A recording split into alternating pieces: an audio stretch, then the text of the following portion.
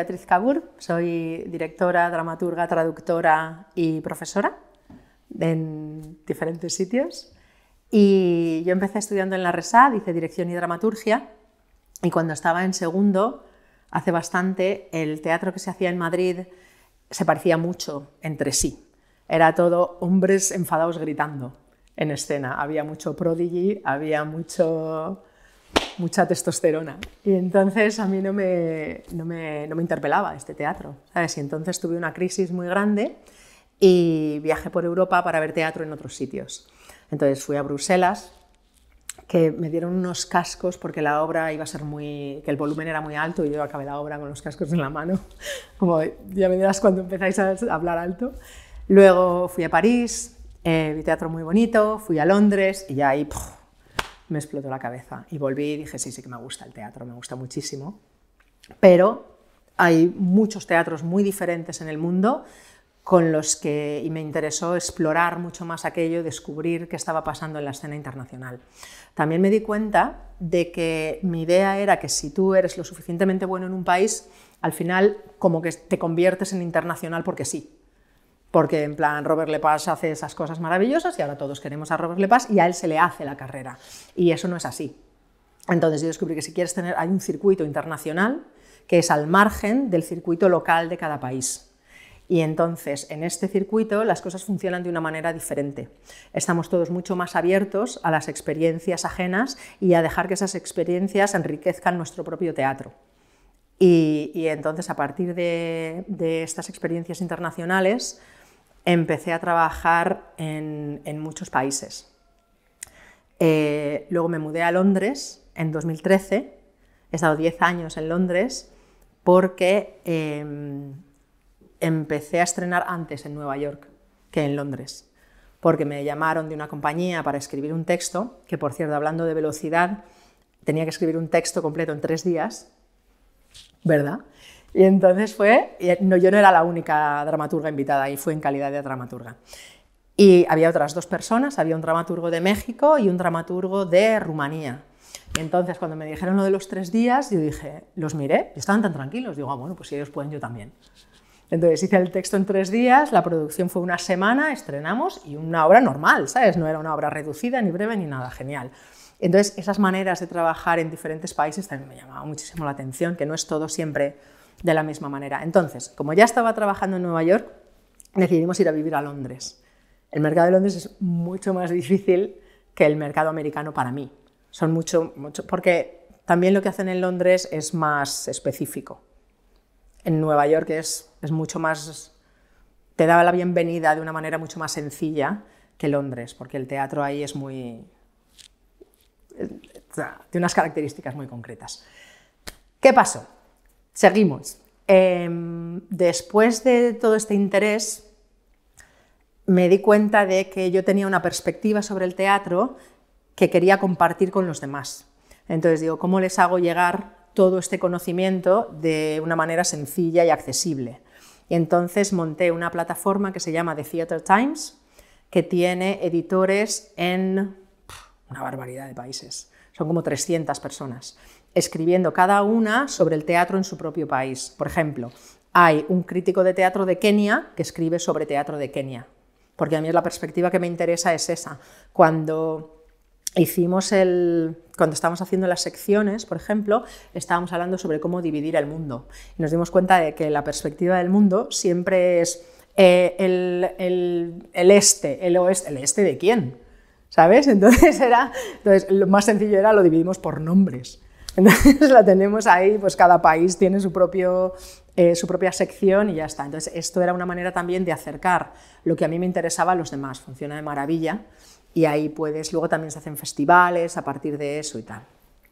Entonces tenemos todo este panorama en el que yo trabajo como directora de teatro o como dramaturga. Entonces, trabajando como directora, me llega un texto que había ganado un premio en Nueva York y el premio era que lo montaban en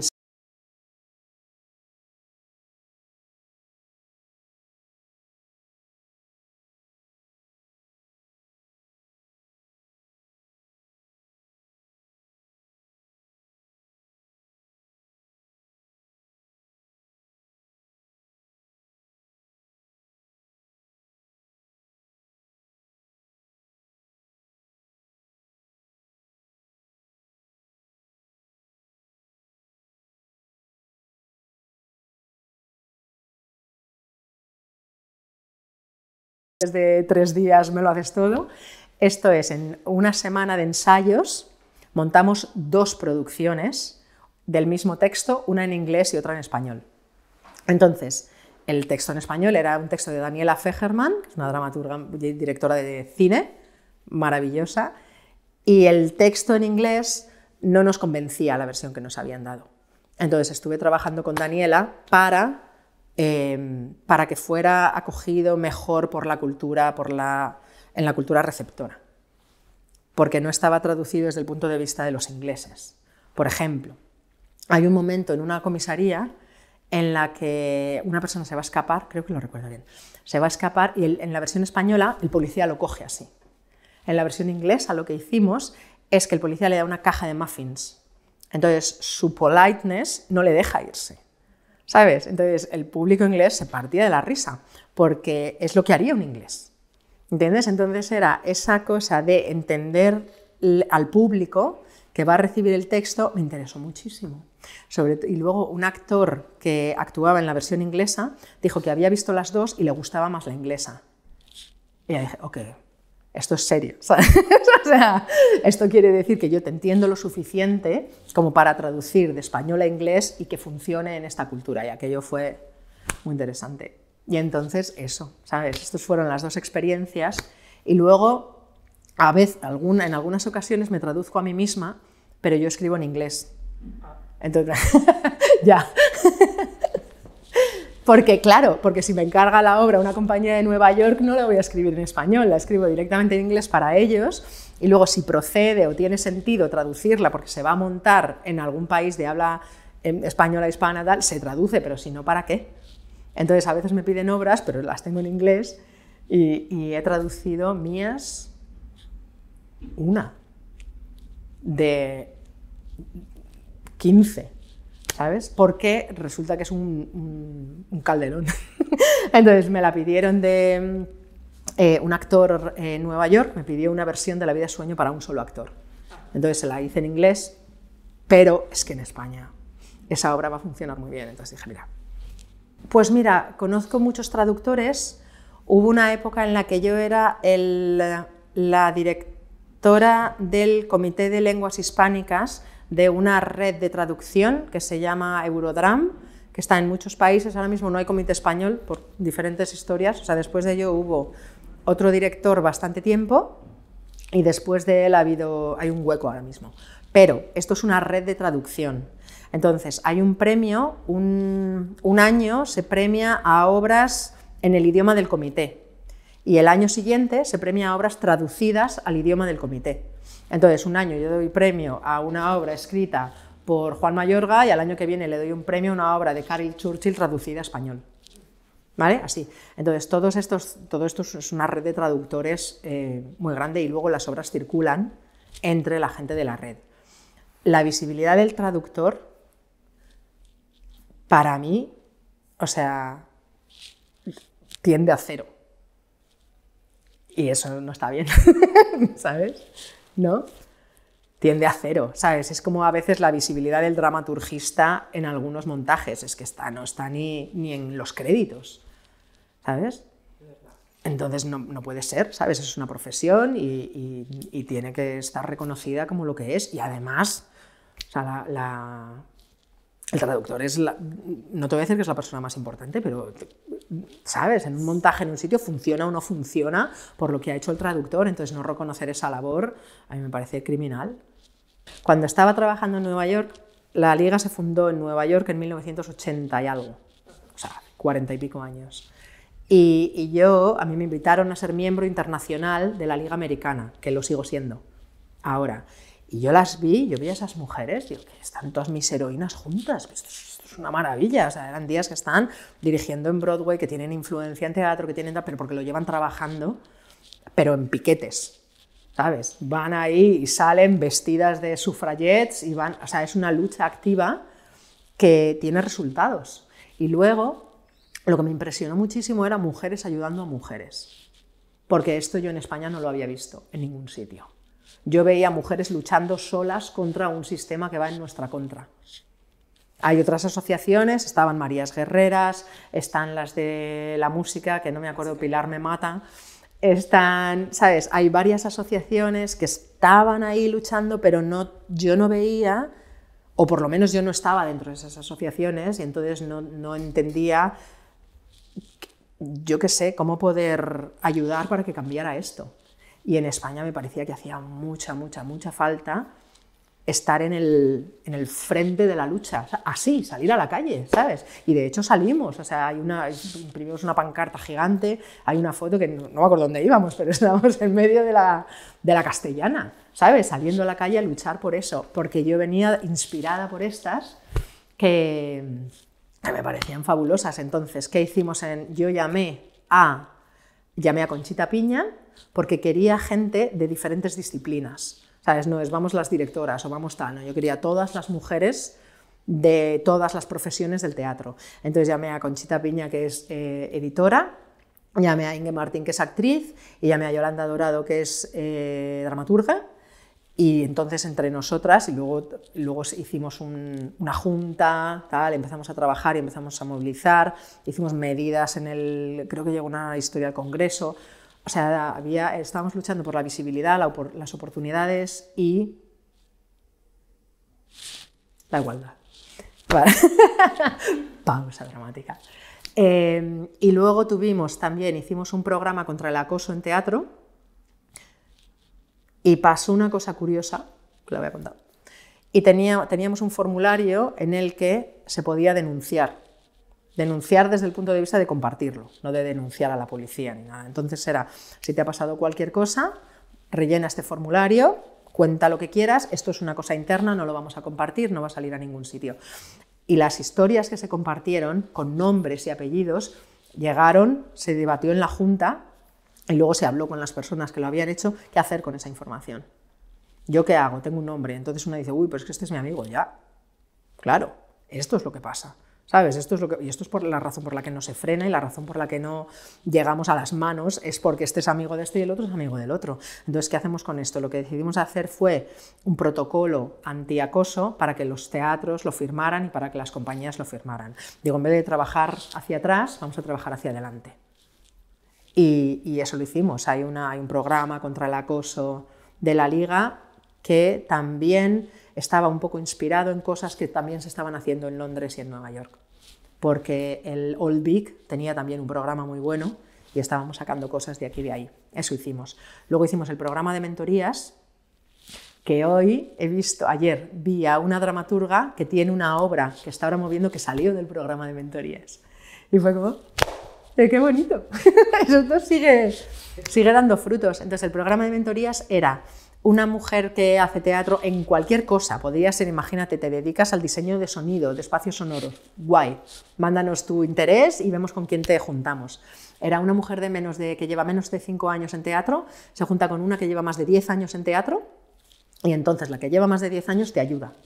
Y nosotras luego presentamos los proyectos que están más avanzados en una gala que hicimos en el Conde Duque. Luego hicimos también una gala de presentación en la Berlanga y ese día creo que fue, esos dos montajes fueron, galas, espectáculos, fueron la pera.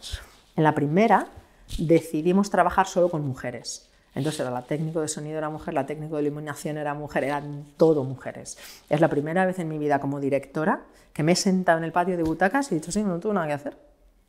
Está todo hecho. O sea, yo iba a la cabina de sonido, ¿qué? ¿Necesitas algo? No. Está todo perfecto, ¿no? Vale. Me voy aquí, ¿qué tal? Nada, ahí colgando focos, quitando no sé qué, y yo...